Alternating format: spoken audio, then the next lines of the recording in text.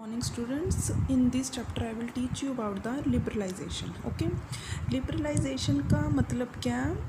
Freedom देना, ठीक है। जो इकोनॉमिक एजेंट्स हैं उनको, जैसे हमारे प्रोड्यूसर हो गए, और ट्रेड की, इंडस्ट्री की पॉलिसीज़ में जो अनवांटेड रिस्ट्रिक्शन और कंट्रोल रखे हैं गवर्नमेंट ने, उनको क्या करना, कम करना, उन पर कंट्रोल करना, ठीक है। इसके दो चीज़ें हैं इसमें, देखिए।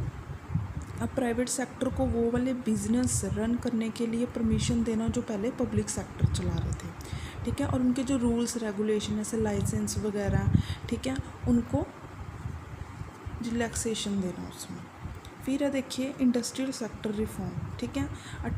यहाँ पे देखिए 18 इंडस्ट्री को छोड़ के बाकी सारी क्या करेगी, डी लाइसेंस्ड करेगी, ठीक है। उनको क्या अब तो बहुत कम होगी, अब तो सिर्फ 5 होगी हैं, ठीक है। स्पेसिफिक इंडस्ट्रीज़ है जहाँ पर अभी भी लाइसेंस चाहिए, किसमें, अल्कोहल में, सिगरेट में, डिफेंस में, ठीक है।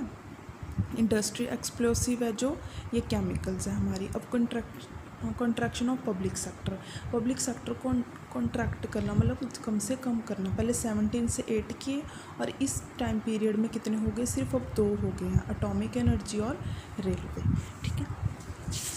फिर है हमारे फ्रीडम, कौन से उसमें से करनी, MRTP एक्ट है जो हमारा 1969 में था, उसको रिप्लेस किया, उससे फ्रीडम दी, ठीक है। अब क्या कर दिया गया, अब अलाउ कर दिया गवर्नमेंट ने क्या, एक्सपेंड करना अपने जो बिज़नेस वगैरह उसको गवर्नमेंट की परमिशन के बिना, ठीक है। अब क्या कर सकते हैं, प्रोड्यूसर अपना जो बिज़नेस है एक्सपेंड कर सकते हैं अपनी मार्केट कंडीशंस के अकॉर्डिंगली। और अब क्या हो गया, जो MRTP की जगह कंपटीशन एक्ट आ गया।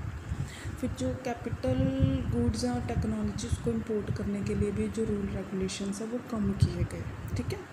क्योंकि बाहर से टेक्नोलॉजी आएगी तो प्रोडक्टिविटी और प्रोडक्शन हमारी अच्छी होगी। रिफॉर्म्स किए गए स्मॉल सेक्टर जो थे हमारे, स्मॉल सेक्टर जो स्केल सेक्टर इंडस्ट्रीज थी, ठीक है। अब उनको कितनी, उनकी कैपिटल रख दी गई, 5 करोड़ रख दी गई। फिर ठीक है, अब इसमें देखिए हमारे फाइनेंशियल सेक्टर रिफॉर्म थे बेटा जो हमारे बैंकिंग से रिलेटेड है। इसमें RBI का रोल चेंज किया गया। पहले RBI रेगुलेटर भी होता था, अब उसने रेगुलेशन अपना कम कर दिया गया, ठीक है। पहले RBI डिसाइड करता था कि कितने इंटरेस्ट रेट पे कैसे लोन देना। अब थोड़ी बहुत जो बैंक्स थे उनको थोड़ी बहुत लिबरलाइजेशन दी गई इसमें, ठीक है। वो अपने अकॉर्डिंगली इंटरेस्ट रेट दे सकते थे लोन पे, ठीक है। प्राइवेट सेक्टर के बैंक रखे गए जैसे ICICI, HDFC, फॉरेन बैंक्स हैं HSBC, ABN, ठीक है, ताकि कंपटीशन बढ़े। और इंक्रीज़ करेगी फॉरेन इन्वेस्टमेंट की लिमिट, ठीक है, कितनी, 50% तक कि इतने तक वो इन्वेस्टमेंट कर सकते हैं। फिर अब फिजिकल रिफॉर्म्स होते हैं बेचा जो टैक्स वगैरह से रिलेटेड होते हैं, ठीक है। इसमें देखिए आपको पता है 2 तरह के टैक्सेस हैं, डायरेक्ट टैक्स और इनडायरेक्ट टैक्स। डायरेक्ट टैक्स आपको पता है जिस पे लगता है उसी को ही पे करना पड़ता है, जैसे इनकम टैक्स, ठीक है। फिर इनडायरेक्ट टैक्स होते लगता किसी और पे, ये टैक्स देना किसी और को पड़ता है। जैसे सेल्स टैक्स किस पे लगता है, सेलर पर लगता है, बट पे कौन करता है उसको, हम बायर्स, ठीक है। टैक्सेस में क्या करी गई, रिडक्शन करी गई, ठीक है। क्योंकि बेटा हाई टैक्स रेट होते थे तो लोग क्या करते थे, टैक्सेस की चोरियां करते थे, मतलब टैक्सेस देते नहीं थे, मतलब कोई भी फेक कागज़ वगैरह बनाकर, ठीक है। अब क्या किया कि मॉडरेट टैक्स रखा गया ताकि लोग दे सके अपनी सेविंग्स में से। फिर रिफॉर्म्स किए गए वैट वगैरह में। अब देखिए इस टाइम पे GST चल रहा है, ठीक है। सिंप्लीफिकेशन किया गया प्रोसेस, मतलब ये नहीं कि उनको ज़्यादा जगह जाना पड़े टैक्स पे करने के लिए, क्योंकि इससे टाइम भी बड़ा वेस्ट होता था, ठीक है। जो प्रोसीजर थे उनको क्या किया गया, कम किया गया। फिर है हमारा एक्सटर्नल सेक्टर रिफॉर्म्स, ठीक है, जो फॉरेन कैपिटल से रिलेटेड है और फॉरेन ट्रेड पॉलिसी से रिलेटेड है। देखिए जो फॉरेन कैपिटल पॉलिसी में है, अब वो क्या किया गया, जो नंबर ऑफ़ प्रोडक्ट थे वो फॉरेन इन्वेस्टमेंट में उनको बढ़ाया गया, ठीक है।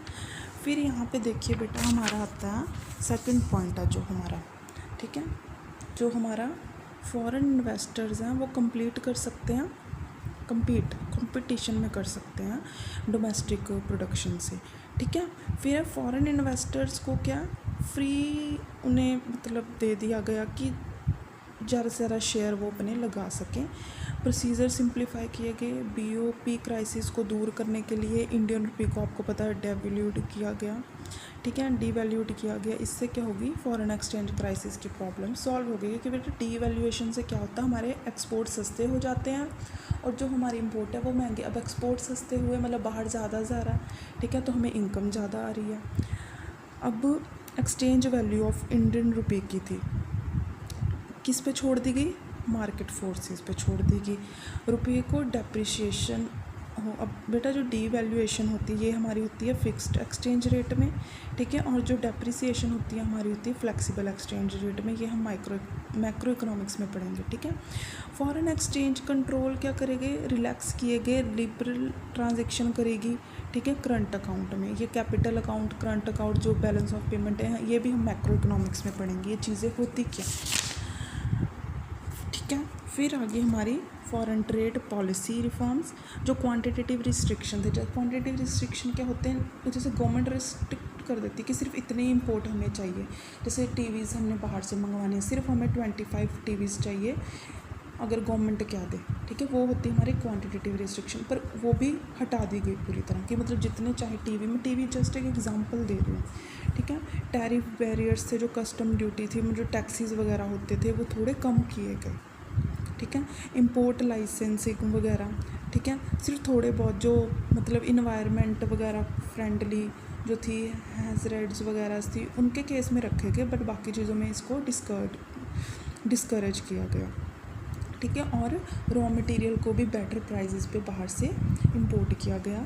फिर क्वांटिटेटिव रिस्ट्रिक्शन एंड जो हाई टैरिफ रेट्स थे, जो बहुत ज़्यादा इंपोर्ट में लगते थे, तो उससे क्या होता था, इंपोर्ट हमारे एक्सपेंसिव हो जाते थे। हम बाहर से चीज़ मंगवा रहे हैं, हमने उस पर क्या लगा दी, ऊपर से टैक्स लगा दिया, अब वो चीज़ और महंगी होगी, ठीक है। इससे क्या हुआ गया, इससे क्या होता बेटा, देखो इससे क्या मिलती है, हमारे डोमेस्टिक इंडस्ट्री को प्रोटेक्शन मिलती है, ठीक है।